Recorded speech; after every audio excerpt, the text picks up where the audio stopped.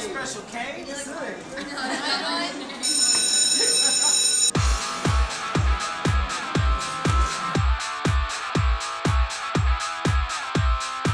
Hey guys, now that the day has come to a close, a few seniors and juniors would like to shine a light on many topics that may be going through your pubescent minds.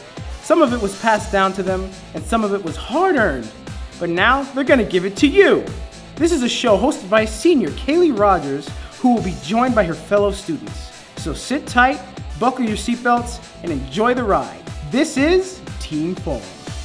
Hi, my name is Ida, and I'm a junior. Hello, my name is Kelsey, and I'm a junior. Hi, my name is Alex, and I'm a junior. My name is Sarah, and I am a senior. Hi, I'm Melissa Romeo, and I'm a senior.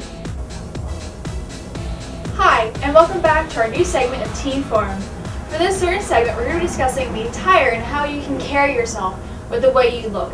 So, one of the first things you should talk about is how to, figure out your body type, and because if you don't figure out your body type, then you're not going to be able to carry yourself a certain way, because you're not going to be wearing the same kind of clothes that should flatter that.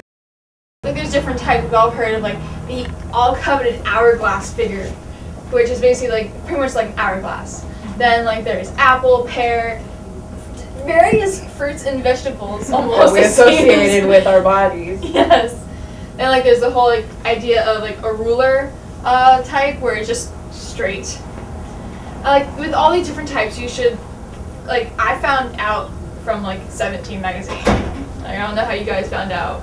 No, that was it. I was reading 17 magazine, and they tell you what clothes fits best on which body type. So you should really look into the specific body type you are and try and flatter it. Magazines definitely, how I, when I first started with magazines, Teen Vogue, that was my life right there. They taught me everything about clothes, fashion, body, everything. Then again, don't be scared to try something that isn't necessarily your body type. I mean, I'm technically not supposed to wear maxi skirts because I'm this little tiny petite short girl, but I love maxi skirts. And wear what you like, but also there's a way to wear it in which you'll look good in it. So. That actually goes to the next thing we're going to talk about, is finding your style. So your style can go with, or as I said, against kind of what you're expected to wear for your body type. Like maxi skirts. I love my maxi skirts. Everyone loves maxi skirts. It's your style is something that you find that you're comfortable with yourself wearing.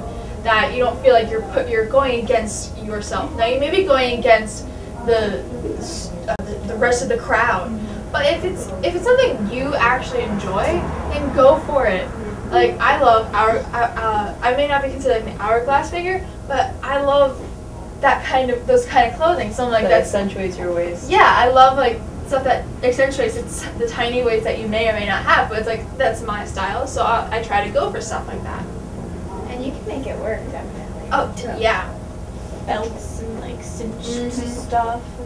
Yeah. And you also have to make sure that you dress appropriate for that day. Yes. So, your style can change from day to day. Say, for instance, you have a baseball game or a softball game. You're obviously not going to show up wearing a dress. You have and high heels. Yeah. That's just not practical. Although you'd look very fine. You'd look really nice, but it's just not practical if you're going to be playing or even watching. It just doesn't really make sense. So it's all about keeping perspective, your style, your shape, and the situation you're in. It's going back to your style and your shape.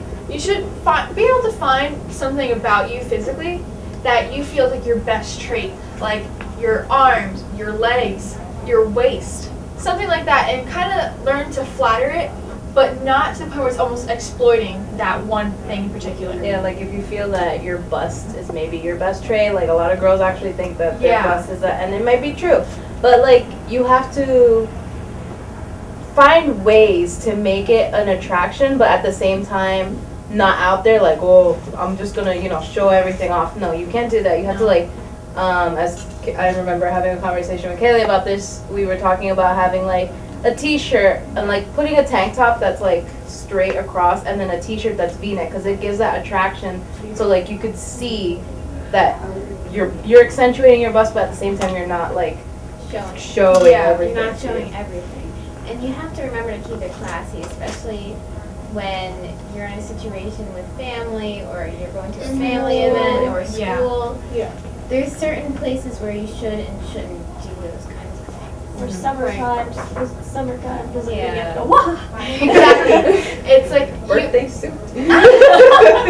It's really just a matter of making it appropriate and just knowing, like, okay, I'm like, if you're going to a funeral, it's not the place to do it. right. But if you're going to like a party, like something fun, then I guess it's okay, but you have to make sure that you're doing it in like the right way, not where you're promoting something that shouldn't be promoted. Like with what she's saying, like not promoting, but a lot of girls promote like showy because of the fact that maybe they're insecure or they're trying to get attention from guys, and you know, it's just. Or Don't dress for Like, others. don't dress for other people. Yeah. You should dress on your own. You should try to find your own way of dressing, not because this person wants you to dress the way this person wants it. Yeah, you should dress for yourself and not try to feel the need to impress other people by, well, I saw like Ashley Dorian wearing this, and so you know what, she was wearing high-waisted pants, so I guess I'm gonna wear high-waisted pants. Like, you should, like, I want to wear this because I feel like, you shouldn't feel the need to be pressured into wearing something that you don't want to wear because of peer pressure on our last episode's topic. But it's like, and so many girls, I feel, fail to realize the difference between exploiting and almost like vulgarly showing off a body segment, and the difference between flattering it. Flattering kind of go with like what we were talking about earlier with like wearing like, let's say, like a v-neck sweater or shirt and then wearing like a different color tank top underneath. It's flattering because it's drawing some attention without blatantly saying, hey, look over here. And so many girls don't realize this difference, and it can make all the difference in the world with first impressions. What if you're on a job interview that day and it's just like everything is hanging out, it's not really like you're going to get a job. You're just going to be inappropriate and send the wrong message about yourself, and you don't want that. You know, this kind of goes back to what we were talking about to not let anyone pressure you. Pressure can be indirect too. I mean, I hang out with a lot of tomboys, and they do not like skirts or glitter or anything like that, but I am total flowy glitter pink like type of person. So like usually like they'll be like, what are you wearing? Like, that's so glittery, but it's just what I like. And you know, you can always clothing sometimes a type of way to express yourself and to say, hey, I like pink, or I like blue, or I like this is fun. Like, I know, like what you're saying, like, but you stand out though, and they don't. So it's like, it's kind of like a way of you being different from the rest of the crowd. Yeah. Just by following your style, you're showing yourself off to like, hey, I'm wearing what I want to wear because I can. I'm not being confined to what my group deems is appropriate for them to wear. So it's like you're being like, shove off your ideas. This is me. Yeah. And that's what every person, let alone every girl, every person should do with their lives. They shouldn't feel like drowned in other people's opinions of what they should wear, what they should do with themselves. It's like, well, you are not me. I am. I can do my own. I can make my own decisions. I can decide what I want to wear, what I feel like I can't wear. It's my decision, it's not yours. Do you buy my clothes? No, I do. Also, don't burn yourself out. You don't need to look like a princess every single day. Give yourself some lazy sweatpants days. Give yourself some sweater days. Give yourself some pajama days. You need that break sometimes. Yeah, you're going to put a stress on your skin if you constantly put makeup on to look princess and TV fresh. And you're going to put a stress on your wallet, definitely, by trying to keep up the appearance of being picture perfect every single time. And not only like your wallet, but like laundry bills too. I do laundry. That's a lot of clothes. And it's like go to like a cleaner and stuff like that. Yeah, still you get it. And then maintaining the clothes. Maintain the clothes. Like Kaylee, what you're saying about like always wearing picture perfect makeup. Like I started with foundation, and I'm not wearing it right now because of the fact that I wore it so many times. I started breaking out again. Yeah. And you don't always have to look picture perfect. You don't have to. because there's no, you know, you're no such thing as picture perfect. No, there's not. No. It's like, yeah, you want to be able to look good, but you can look good without makeup and without having to wear like fancy, pretty clothes. Yeah. Like there are plenty of days, like you guys know. I'm in class with you guys. You guys know. I wear like jeans and just like a regular t-shirt or like a pair of sweatpants and like a sweatshirt when I'm just feel like I'm tired. It's cold outside. I don't really feel like doing much today, so I'm just gonna wear this because I can. Yeah. And like, there's nothing wrong with that because you wanna know why? Because if you're confident enough, you can be comfortable in your own skin. That is the most important Birthday thing. suit! Not that kind of I mean, like you can, by confident in your own skin, like you can be confident wearing anything. And everyone says confidence is the sexiest thing a person can have.